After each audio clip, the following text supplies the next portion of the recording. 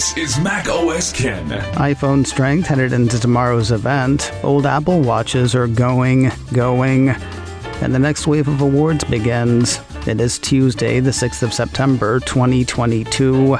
I'm Ken Ray, and this is news from Mac OS Ken, brought to you by yours truly and sponsored by Ladder, smart, dynamic term life insurance.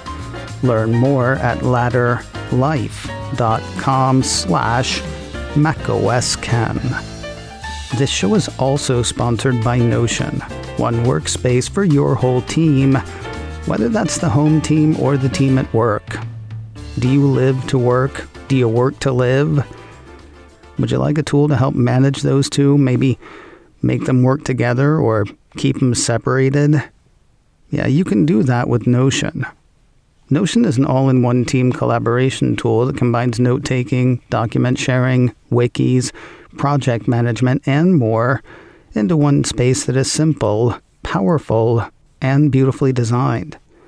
Sounds great for work, but what's really great is how Notion seamlessly transitions from a workplace power tool to a great companion for life outside the office. Notion's customizable workspace can be tailored to help you reach any workplace objective and personal goals too. But find out for yourself. You can get started for free at Notion.com. That's Notion.com to start today for free. Notion. That's Notion.com to take the first step toward organized, productive work and life today. Headed into new iPhone week, an absolutely insane stat from market tracker Counterpoint Research. A piece from the Financial Times has the firm saying that iPhone accounted for over half of smartphones in the U.S. last quarter. Those numbers are not tied to sales for the quarter. Rather, Counterpoint seems to have been looking at active devices running iOS versus Android. According to the Financial Times, this is a wider and more meaningful category than new phone shipments, which fluctuate from quarter to quarter. The active installed base takes into account the millions of people brought into Apple's ecosystem through the used phone market, as well as those who use iPhones purchased years ago. We'll get back to that used phone market in a bit. As far as new phones go on the near horizon, CNET ran a report Monday predicting a surprising killer feature for iPhone 14. 5G. Yes, writer Ian Scher knows that iPhone is at 5G for a couple of years now. But increasingly, Scher writes, data is piling up that indicates 5G wireless is becoming nearly as important in today's iPhones as battery life and storage, the two features people watch out most for when buying their phones. The piece seems to move back and forth between people are going to upgrade for 5G and people upgrading or getting 5G anyway. He points to the perennial assertion from Wedbush analyst Daniel Ives that about 240 million of the 1 billion iPhones being used worldwide haven't been upgraded in the past 3.5 years and thus aren't running on 5G networks. They are ripe for an upgrade, and that means they are likely to make the 5G leap, and soon. Now maybe you're thinking, in this economy? Well, yes, is the thinking of Lopez research principal Maribel Lopez. The CNET piece has her arguing, if you're going to buy a smartphone, you're going to buy the best you can at a certain price point. People have to make serious choices when they're looking at 30% increases in food costs and double gasoline prices. No one, unless you need a value phone, would buy a 4G phone today. Well, this looks like a job for that used phone market to which I said we would come back. A piece from ZDNet points out that second-hand market effectively creates an alternative, affordable on-ramp to the Apple ecosystem for people who might otherwise buy a mid-range Android handset. That same ZDNet piece cites numbers from CCS Insight that fold in nicely with Wedbush analyst Ives' assertions. CCS found that 1.3 billion phones will reach their first end of life in 2022, while around half of those will end up landfill or at the back of a drawer. A growing percentage will find itself on the second-hand market. According to ZDNet, iPhones make up over 80% of this circular economy, thanks in part to what CCS calls the high residual value of iPhones. That takes us back to Counterpoint's count, putting iOS on over half of the smartphones in the U.S. Commenting on that stat, Counterpoint Research Director Jeff Fieldhack said, "Operating systems are like religions, never significant changes. But over the past 4 years, the flow has consistently been Android to iOS. This is a big milestone that we could see replicated in other affluent countries across the globe." Seeming to agree is CCS Insight analyst Ben Wood. The Financial Times piece had him saying, "It's not that we're seeing a big year where Apple grows its market share 10 or 15%, but there's this slow burn where they quietly just grab more share every year." Wood went on to say Apple CEO Tim Cook has taken what Jobs gave him and has built an empire out of this, because anyone who buys an iPhone, whether it's second-hand, third-hand, or fourth-hand, will probably give Apple some money buying apps, paying for iCloud, using Apple Music, or transacting on Apple Pay. And that's a model that no one else really has been able to replicate. Now, it's worth noting, all of that is practically independent of anything Apple does with iPhone 14 hardware. Simply introducing a new phone practically guarantees growth for iOS, which practically guarantees growth for Apple's services segment, which, as I indicated at the start, is absolutely insane. Another carrier appears to be adding to Apple's services story. I told you last week of T-Mobile adding an Apple TV Plus subscription to its top-tier wireless plan. Now a piece from MacRumors says Verizon plans to become the first U.S. carrier to include Apple One as a free perk with an eligible plan alongside the launch of iPhone 14 models later this month. Nothing official on that. MacRumors attributes the news to information obtained by the site from a carrier source. If it comes to pass, Verizon will be the first in the U.S. and it seems the second in the world with Apple One as an add-on. Last month we heard word that UK carrier EE was adding the Apple One individual tier to its revamped Full Works for iPhone wireless plan. As new Apple hardware makes its way to the world, MacRumors is tracking interesting trends in a couple of aging wearables. Not surprisingly, a couple of models appear to be drying up. The site says both Apple Watch Series 7 and Apple Watch Series 3 are in the going phase of disappearance. On the more recent watch, the site says Apple Watch Series 7 models are currently widely unavailable from Apple's online store, with only a handful of model and watch band configurations available to order as Apple clears stock of existing models to make way for new Apple Watches this week. As for the older of the two, MacRumors says Apple Watch Series 3 models are finally selling out on Apple's online store around the world, just days before the line is expected to be discontinued. All of this as Apple Watchers anticipate at least a couple of new Apple Watch models at tomorrow's Far Out media event.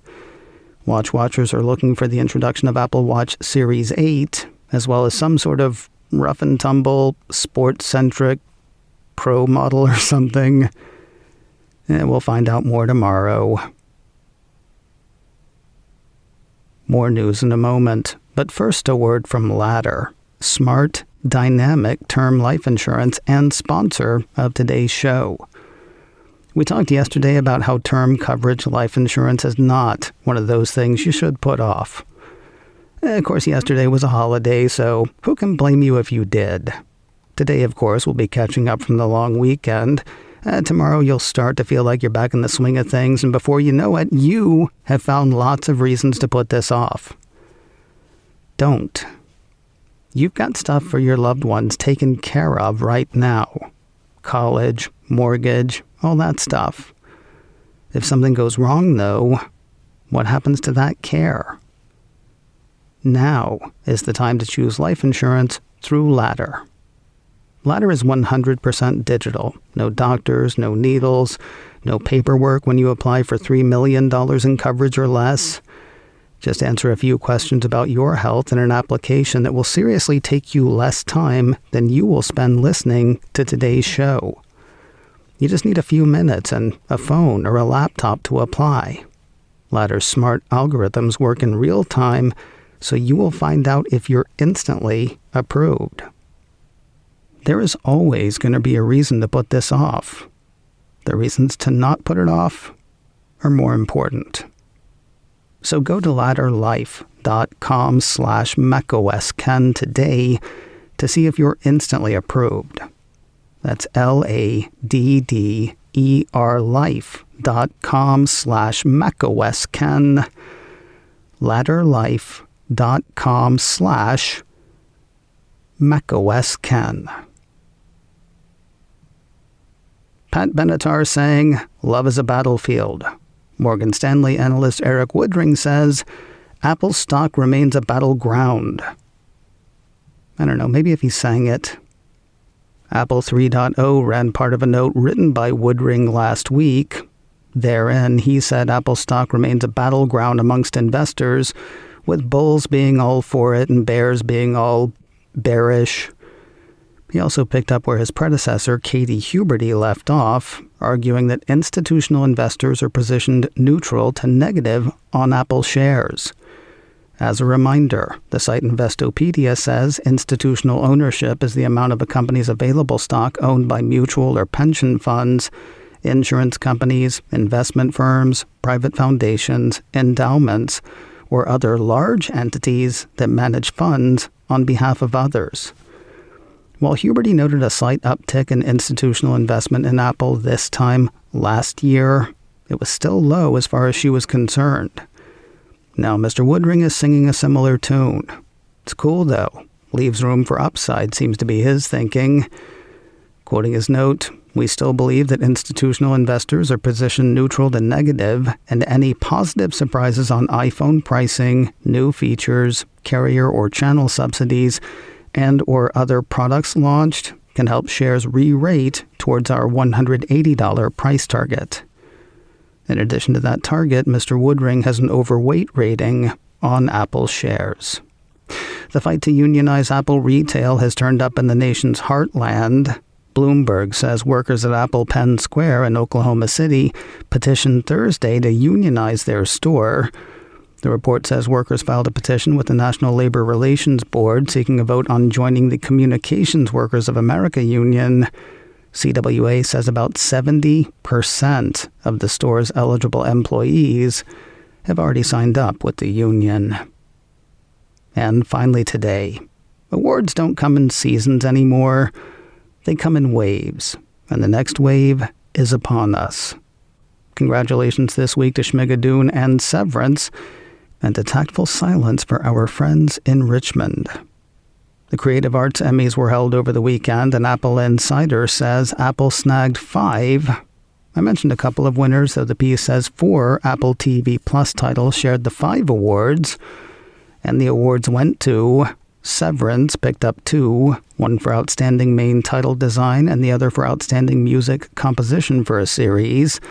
Schmigadoon grabbed the award for Outstanding Original Music and Lyrics for the first episode song, Corn Puddin'. Home Before Dark won the award for Outstanding Motion Design, and Carpool Karaoke The Series picked up the award for Outstanding Short-Form Comedy, Drama, or Variety Series. Perhaps the biggest surprise of the night, Ted Lasso, nominated for 11 Creative Arts Emmys, went home with none. Plenty of time, though. This awards wave is nowhere near cresting.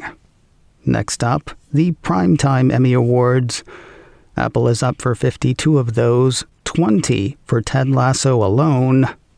Those will be handed out next Monday, the 12th of September. macOS Ken, brought to you by me and sponsored by Notion, one workspace for your whole team. Learn more and get started for free at Notion.com. This show is also sponsored by Ladder, smart, dynamic term life insurance. Learn more at ladderlife.com/macOSKen. advertising handle by Backbeat Media, online at backbeatmedia.com. You can reach me a couple of ways. Info at macoscan.com or call 716-780-4080. Until next time, that is news from macOS Ken. I'm Ken Ray.